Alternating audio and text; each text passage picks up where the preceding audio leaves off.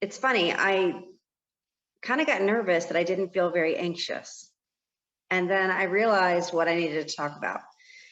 And I feel like it's about trusting. It's about trusting myself and having trust in spirit enough to know that I trust you guys. I trust that what I'm inspired to talk about will be exactly what needs to be said today.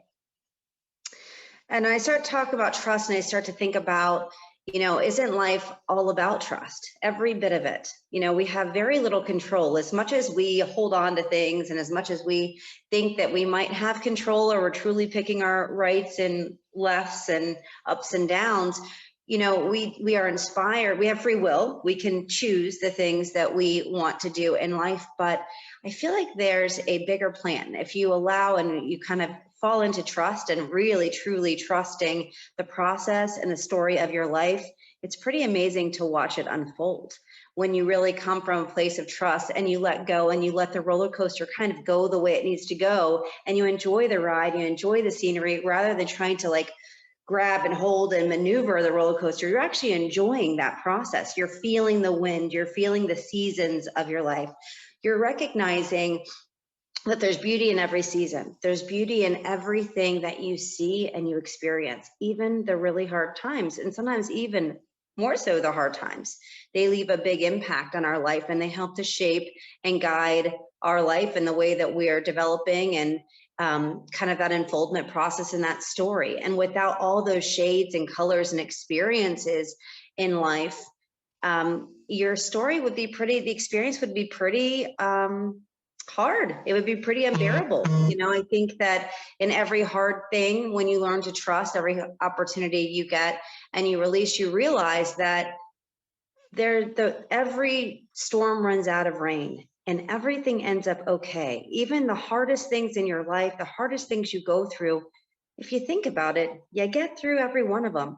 Or when you're really stressed and you're thinking, oh my gosh, everyone's got their Christmas stuff up and I don't have mine up, or I'm not ready for that party and I have 74,000 things to do. But when you look back at it, you think, I've thought this before. I've felt this before. This happens every year. This happens every Tuesday, whatever it is for your life.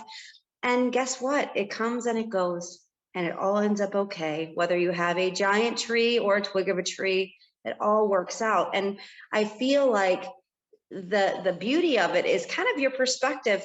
And as you go through seasons in your life and your understanding and developing who you are, you start to realize that maybe things that were important when you were 5 at 10 aren't so important, and at 20 totally change, and your interests change. And by the time you're 50, you look back and you think, wow, I really stressed over things that just weren't that important to me. And it shifts your perspective. And it's not that it's not important or silly to have those thoughts or wants when you're 5 or 10 or 20. It's just the season that you're in. It's a season of your life, and it's part of your experience and understanding and unfoldment. There's a beauty in every season, and there's also good and bad things in every season. Think about winter and how beautiful the spirit of the holidays and the snow falling down and the hot chocolate. But what you forget is the cold mornings where you're holding the steering wheel, gosh, this car is so freezing, or the walking in the cold from here to there, or there's always uncomfortable parts of that season as well as beauty. So it all really comes down to embracing it in your perspective on it. And you can make it harder or easier depending on whether you just let go and you start to become more of an observer. You trust the process, you trust your life, you trust your season. You're exactly where you're supposed to be when you're supposed to be there. The timing of things in season are beautiful. And I look to nature a lot. So when you look at the timing of things, and again, this goes to trust, the trees know when to change colors. They know when to drop their leaves. They know when bulbs know when to bloom. All these things run on these magical cycles, but it's on their own timing. It's not to be rushed. You can't wish the flower to grow faster or the leaves to change color quicker. It's going to happen just as it is meant to be. And you are no different in the seasons of your life when you're changing colors and your hair goes from being bald to, curly to gray to bald again. You're in the season of your life exactly like it was meant to be and it's intended to be. And oftentimes in life, we try to change who we are. We compare ourselves to the tree next to us or the baldy next to us, or, they're on this bait. Why am I not there? Because it's not your time and it's not your season. You are exactly where you're supposed to be. When you look at a puzzle and you look at all the pieces of the puzzle, it creates a really pretty picture. And you have an idea of what these puzzles might look like. But every piece has its own specific characteristic. Even the wonky ones with weird sides, you're like, how does that ever going to fit in this puzzle? But the truth is, if it changed, it wouldn't fit in the puzzle. And I feel like when you think about trust and you think about who you are, you're made who you're supposed to be. You just have to learn to trust that, because that puzzle piece, if you change your side, you're not going to fit in your life. You're not going to do what you were supposed to do and you're meant to do truly in your fullest element. You're not going to fit perfectly in the puzzle you were meant and designed to be in. You're made exactly the way you're supposed to be. You are here with special talents and abilities that maybe you can't see or you're not understanding yet. But over the seasons of your life, with a lot of trust and patience with yourself, you unfold and you start to see these unique curves and characteristics of yourself and through your seasons, and realize that your purpose here was great. And it's so different than everybody else's. It's a growth within you. It's an understanding of yourself and the world around you, the way that you're taking the world and the way you're affecting change in the world, even in the smallest of ways, whether that's through having children or planting a garden or standing up and giving service.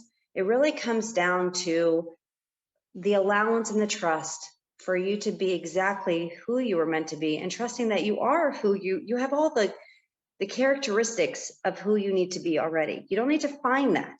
Oftentimes we ask everybody, who's our mother? That storybook, who's your mother? Who's my mother? Who's my mother? Well, you already know, right? So we know inside the answer already. We know who we need to be, or we really know innately which way to go. If you just trust and relax, you'll figure out the right ways. But we get so zeroed in. We're asking everybody, do you know what I should do? Who am I supposed to be? I'm not sure. Who am I supposed to be? And we walk around kind of in this state. But when you relax and you enjoy and you trust that process and you actually get into your life and start to notice the things that are happening in your life and really starting to be present in your life, all of a sudden, you start to develop and it starts to move again. You start to breathe again. You start to figure it out, because logically you're not thinking it through, you're feeling it through. You're trusting the process. You're trusting yourself, and you're trusting these unknown qualities within yourself to develop and help you through that and find your path. We're not off our path. You're on your path. I've heard actually recently someone said to me, I have all these inspirations, these ideas of things I really want to do, and I get so excited about it. And I'm like, oh my God, I'm going to do that. I get all prepared. I lay it all out. I'm ready to go. And then I don't do it. And it sits there. And I have all the pieces to it. And it kind of fizzles out.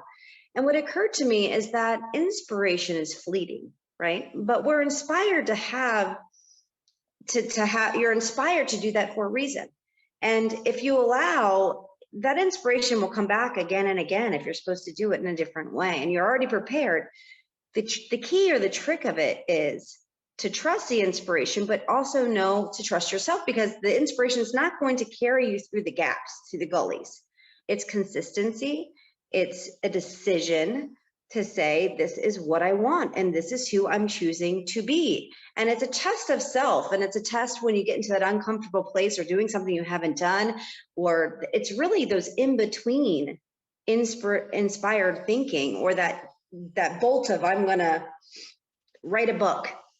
It's the in-betweens that carry you through and get the job done. The inspiration will come and go, but it's really relying on and trusting yourself to enter an uncomfortable place and stay there. And every time you kind of come up against something you're not understanding or you don't feel like doing in that day, it's you recommitting over and over to say, yes, I want to do that. Yes, I want to do that. Yes, I want to do that. And eventually you get there and you get the book done, but it feels rich and it feels full because you said yes every step of the way. You stayed engaged, you stayed the course through inspiration, and you're allowing then the inspiration not to be the catalyst to get you to do it, but to evolve it and change it the way that it needs to go. And it really comes down to knowing and understanding that all these things, all these wants, all these desires are truly within you, and you have everything you need to get there.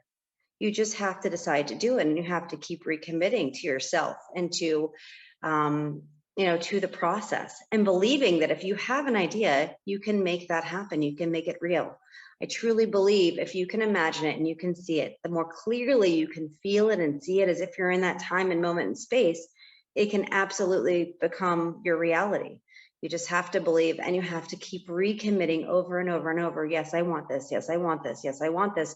And not in your words, but in your actions. When you don't feel like showing up, in between inspirations, on those whole days you get up for that run because you're determined to run that half marathon, you're totally capable of doing it. You just have to trust that process and trust yourself, and to want that, I feel like in my life, the other part of trust is trusting people and understanding that people come through your life to help you learn trust differently, and to trust yourself, and to understand that the people that are coming into your life are to teach you something for a day, for a season, for a lifetime. But the trust is also trusting yourself enough to know when you can trust someone else, and allowing yourself to fully trust somebody else, because you have the comfortability within yourself and in your understanding with yourself to know you're going to be okay, and to allow that person to be a reflection of what you aspire to be more like, or what you hope to change in yourself, but to know that that person and that situation is coming into your life to teach you. Every bit of it is to teach you. So the hard relationships we have, the hard challenges we run into, it's really understanding that they teach us who we are. They teach us how we want to show up and what we're going to accept from ourselves and from others in our life. So the bottom line is, you are exactly who you were supposed to be. You're meant to be. You're made with a purpose, absolutely, but not with a roadmap. There's not one way to get there. And the more that you allow yourself and you release and you enjoy the ride, and you become an observer, and you recommit to the things you love and the things that you're really driving for, there's nothing you can't have to live a full life and really live your life's purpose. So it's not looking outside of yourself. It's really looking within yourself and trusting that you were made exactly what you were made to do all the things you were supposed to do in this lifetime and beyond.